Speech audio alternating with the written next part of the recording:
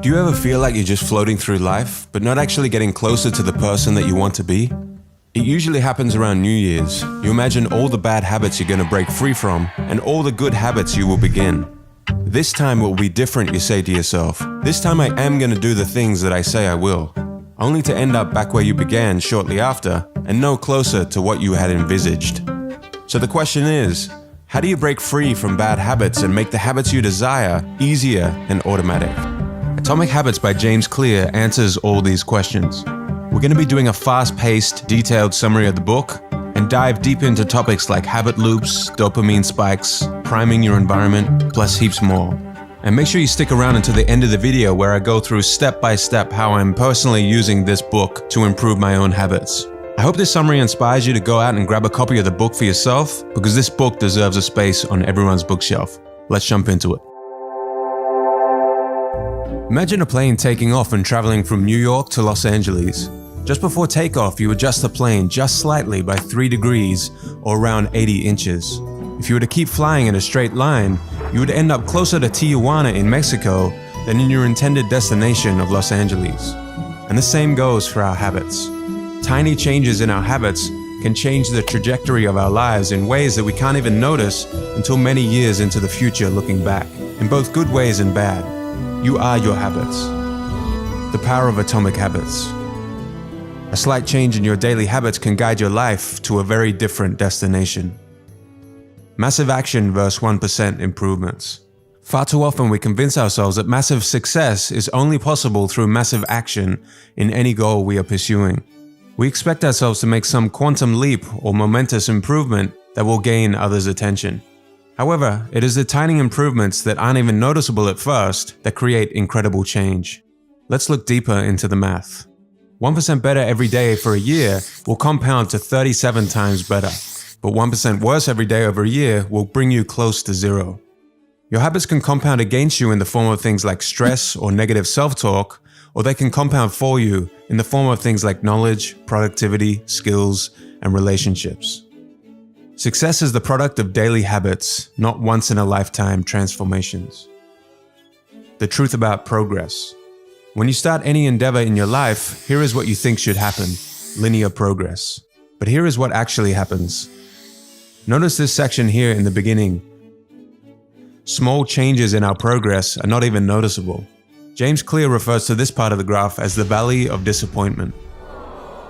You've done so much, you've put in so much effort, and you can barely see any results. This is where most people fail and slip back into their old routines. The most powerful outcomes of any compounding process are delayed, so patience is required. Goals versus systems. Forget about goals, focus on systems instead.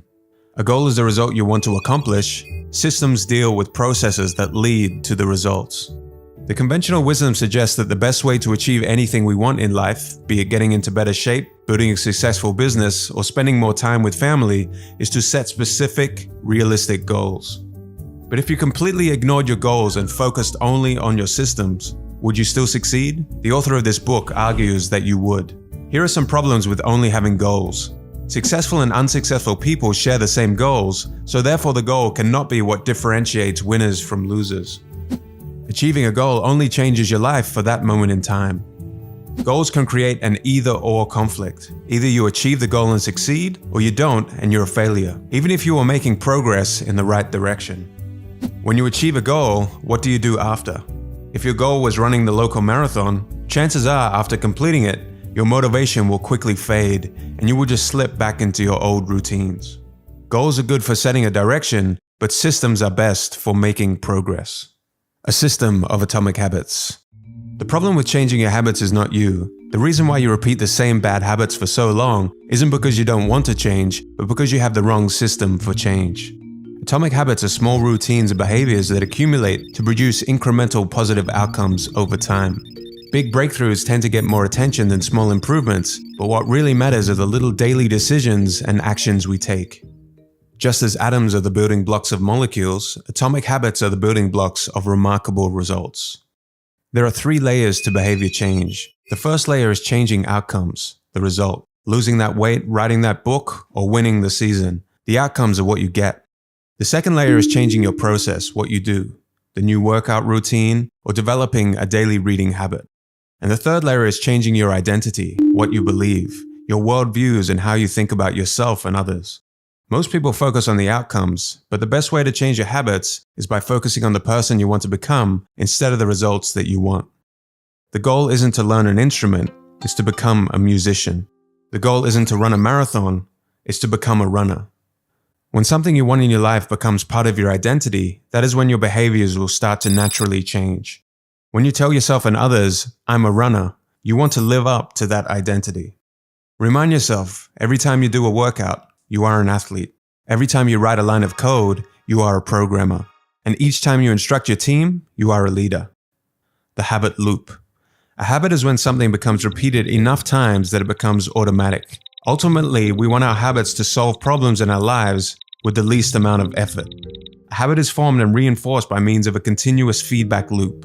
Cue, craving, response, reward. The key to creating habits that stick is to create feedback loops that are continuously being improved. Cue, phone buzz. Craving, want to know who messaged. Response, pick up the phone. Reward, solve the problem of who messaged. Cue, mind goes blank at work. Craving, want to alleviate the frustration. Response, check social media. Reward, satisfy the need to feel less frustrated. Over time, rewards become associated with cues.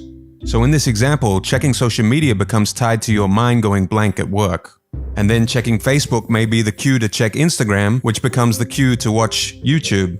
And before you know it, your mind going blank cue has led to 20 minutes of wasted time. And the more you repeat these habit loops, the stronger and more automatic they become. Cues can really be anything: a smell, a sound, a sight, a person, a location.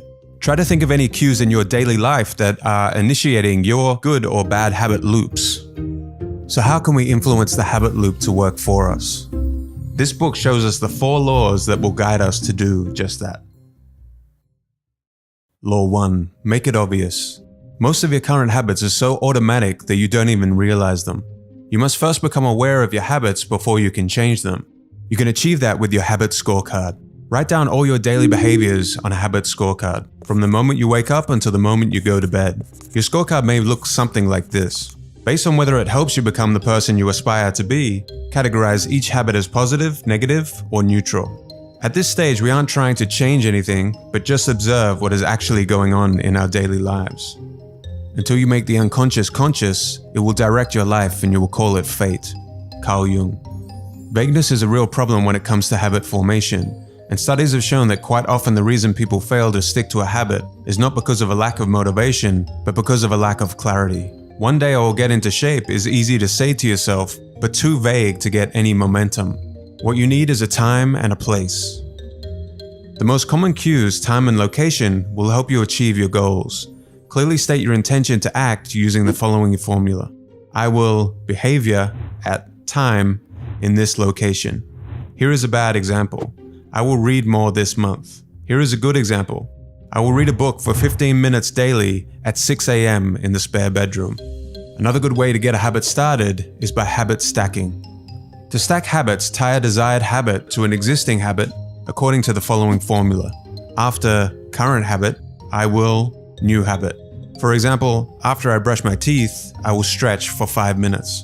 You can stack habits together. For example, after you finish brushing your teeth, you will meditate for 10 minutes and then plan the rest of your day before checking social media. A chain of habits is more likely to be sustained if you practice this consistently. Choosing the correct trigger is essential. You need a trigger cue. Your trigger should be something that you do automatically without fail during your day, such as waking up, turning off your alarm, or brushing your teeth. James Clear tells us in the book that motivation is highly overrated. You can better shape your behavior by designing your environment. We are more influenced by our environment than our willpower or motivation. It's hard to stick with positive habits in a negative environment. Environment is the invisible hand that shapes human behavior. Creating a habit requires you to redesign the space around you to 1. Make it easier to see the cues for the desired habits, and 2. Avert bad habits by making them invisible. If you want to drink more water, make the cues visible and obvious. Place water bottles around the house in places you are likely to see them. Want to read more? Place the book somewhere where you'll see it. And if you want to get better on guitar, Don't leave it out of sight in the closet. Context is the cue. Objects in the environment do not determine our behavior, rather it is our relationship to them that does. Stop seeing your environment as a place simply filled with objects. Imagine it as a place filled with relationships. The couch in the living room is the place where one person reads an hour a night. For another, the couch is where they watch Netflix and eat pizza and relax after work. If your relationship with the couch is a place to relax, then trying to get a work-related task done in that environment may be difficult. Try to make separate zones in your house for different activities. The author likes to use the mantra, one space, one use. If you're trying to eliminate a bad habit, you can only rely on self-control in the short term. Cutting off bad habits at the source is a more reliable solution, and one of the most practical ways to eliminate a bad habit is to make it invisible. Eliminate it from your environment. For example, put your phone in another room for a few hours if you have trouble getting work done. Or put junk food out of sight or remove it from your house if you're trying to lose weight. Law 2. Make it attractive. When we expect to be rewarded, we take action. The more rewarding an action is, the more likely we are to repeat it until it becomes a habit. Hence, the first step to forming good habits is to make them more attractive. Understanding how dopamine affects your body will help you. Dopamine. Our motivation levels are affected by dopamine, a hormone and neurotransmitter. We are more motivated to act when our dopamine levels rise. By measuring dopamine, scientists can pinpoint the exact moment at which craving occurs. It was once assumed that dopamine was just about pleasure, but now we know it's vital to many neurological functions, including motivation, memory, learning, punishment, as well as voluntary movement. The hormone dopamine is released not only when we experience pleasure, but also when we anticipate it. Gambling addicts have a dopamine spike right before they place a bet, not after they win. Let's dive deeper into dopamine spikes.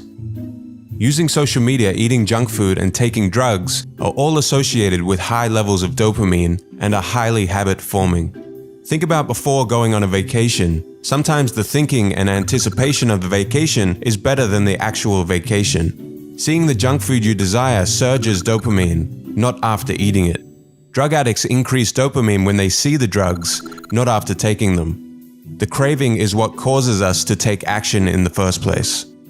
Making a habit attractive is vital because it is the expectation of a rewarding experience that drives us to act. Here you can use a strategy known as temptation bundling. The temptation bundling process makes a habit more attractive by combining an action we need to do with one that we want to do. For example, you could bundle watching Netflix, something you want to do, with working out, something you need to do. Temptation bundling applies a psychology principle known as Premack's principle. Developed by Professor David Premack, the Premack principle states, more probable behaviors will reinforce less probable behaviors. In other words, even if you're not looking forward to doing some exercise, you become conditioned to do it because you get to do something else you really enjoy. Group influence. We are continually wondering, what will others think of me, and altering our behavior based on the answer. We are influenced by the people closest to us and the groups that we belong to. If you're trying to build a good habit, one of the best ways to reinforce the habit is to find and become part of a culture where that habit is the norm. If you want to get into better shape, surround yourself with fit people. If you want to read more, join a book club.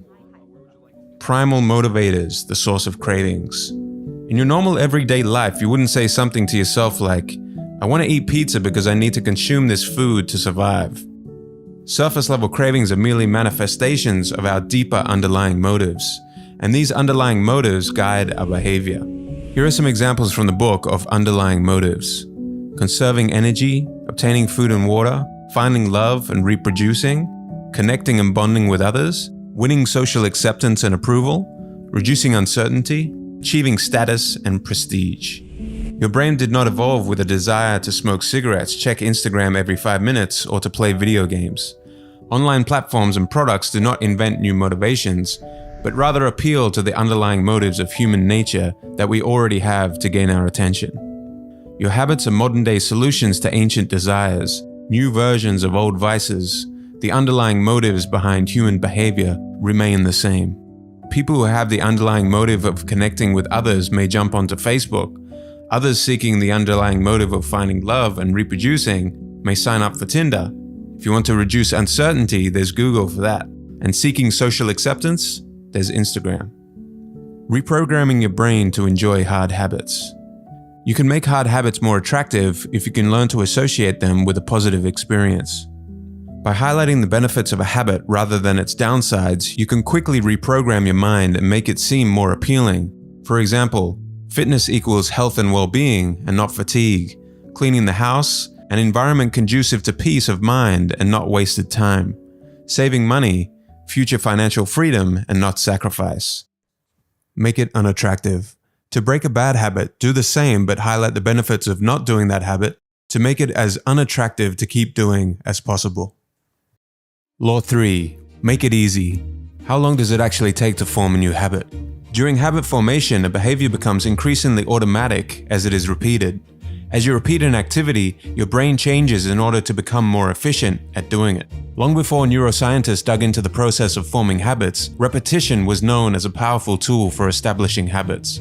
You activate particular neural circuits associated with habits every time you repeat them. So framing habit formation in terms of time is flawed. It should be framed in terms of number of repetitions. Reducing friction, the law of least effort. The more energy required, the less likely it is to happen. It takes almost no energy to get into the habit of reading one page of a book each day. Habits are more likely to occur when they require less energy. The bigger the obstacle, the more friction there is between you and the desired outcome. If you need to travel 20 minutes out of your way to go to your gym, chances are you will not. But if your gym is located on your commute to work, you will greatly decrease the friction. By making your good habits more convenient, you're more likely to stick to them. Your life will be easier if you find ways to reduce friction rather than trying to solve it. In order to build better habits, we have to find ways to reduce friction associated with our good habits and increase friction associated with our bad habits. Priming the environment for use. By automating or setting up your environment, you can reduce the friction for future action. For example, I will lay out my workout clothes the night before, so when I get up, I can get moving in the morning. Or to prepare a healthier breakfast, place the pan on the stove, cooking spray on the counter, and gather the ingredients the night before.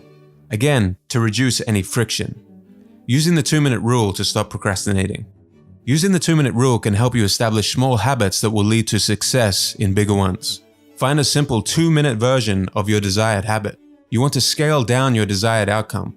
Running a marathon becomes putting on your shoes and stretching for 2 minutes.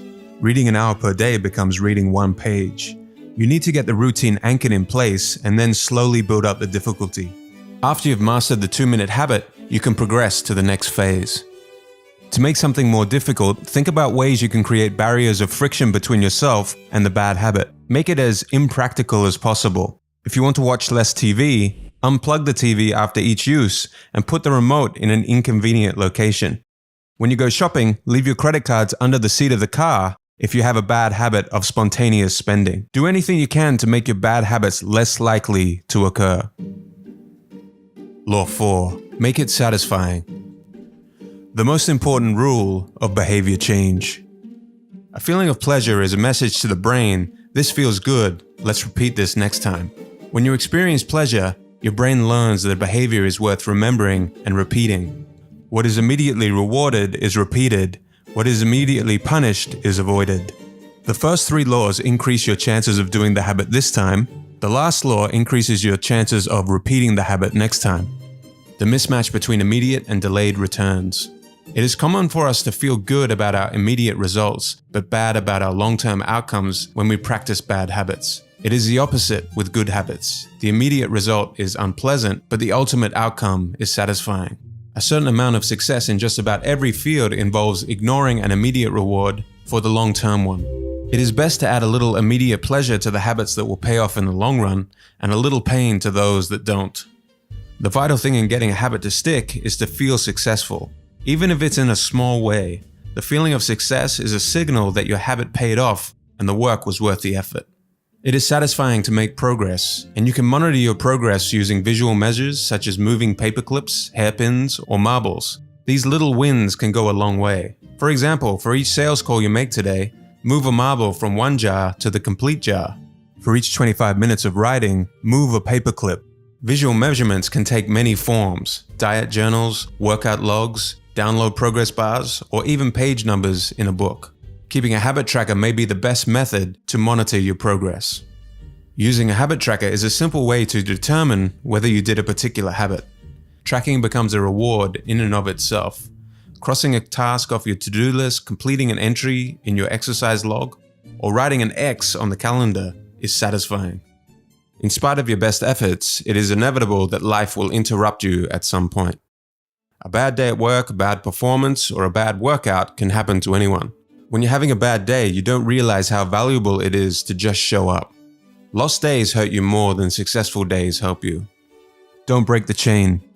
Every time you cross a day off your calendar for a given habit, you are creating a chain. Showing up is so important. Missing 2 days or links in a row is the start of a bad habit. Even if you usually do 50 push-ups, just do 10 on that given day if that means not breaking the chain. Breaking a bad habit. Make it unsatisfying. A behavior is less likely to occur when pain is immediate. Being held accountable by a partner is a good way to keep your desired habits in check. We all want to be liked and respected, so we would rather just avoid the punishment that we will be held accountable to. For example, I owe you $10 every time I miss a workout, plus the respect I lose for failing to do what I said I would. Your behavior is more likely to be influenced by concrete and immediate consequences. The habit contract. You can create a habit contract to hold yourself accountable, just as governments use laws to hold citizens accountable. You can create a habit contract either verbally or in writing, which makes it clear that you will honor a particular habit and there will be punishments if you do not. You can then use your accountability partners to enforce this contract. Okay, so it's one thing to read a book, but another to actually apply it to your life. So I'm going to try and visually represent how I've personally been using this book to build systems around my habits the past few months. After you guys read the book, maybe your approach will be different than mine or much better. Or maybe there are some parts that I completely missed or could improve upon. So do let me know in the comments below. The good habits I wanted to develop were more consistent workout and reading routines. The bad habit I wanted to eliminate was becoming distracted and over-consuming social media. First, I completed the habit scorecard. This gave me a good idea of habits I could try to eliminate, but more importantly, it gave me an idea of daily habits I was already doing that I could stack my new habits with. Ultimately, when you find the habits you want to work on, you want to be pushing the desired good habits towards this side of the spectrum and the bad habits towards this side. For the working out habit, the first step was to make the cues more obvious, and I had a few tools that I could use from the book. In this case, I used what James Clear calls the implementation strategy. So I will work out at 6 a.m. in the living room. Next, I tried as best I could to design my environment conducive to this new habit. I took my dumbbell set out of the closet and I put them in the living room. I also found a few pictures of healthy physiques on the internet and put them in places around the house as cues that would remind me of the habit. Next, I moved on to the craving phase. So to increase dopamine and motivation, I bundled the workout with listening to some of my favorite podcasts, and I also implement reprogramming of the brain. So I tell myself repeatedly, I don't have to do a workout, but I get to build strength and a healthier body. And that subtle shift in mindset has gone a long way. Ideally, joining a gym or finding a group of people to work out with would be even better to strengthen this habit. But unfortunately, all the gyms are closed where I live, so I'm kind of on my own, and these two tools will have to suffice for the moment. Next, making it easy. Using the 2-minute rule to make sure that I don't end up like most people starting a new habit that try to do too much too soon. I want my habit to not feel like a challenge at all. So my 2-minute rule was putting on my workout clothes and stretching. And if that was the only thing that I accomplished, then that was fine because I showed up.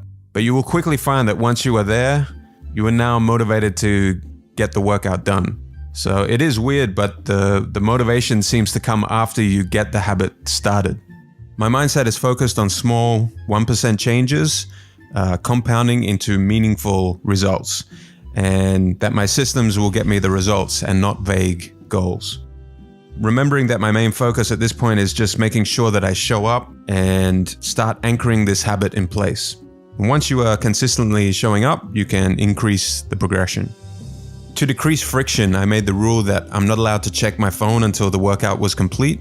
If I get distracted by emails or social media, it is one excuse and one step of friction between myself and the workout getting completed. Lastly, this was a game changer for me, priming the environment. When I place my shoes, yoga mat, and dumbbells out the night before, I skyrocket my show up and workout percentage.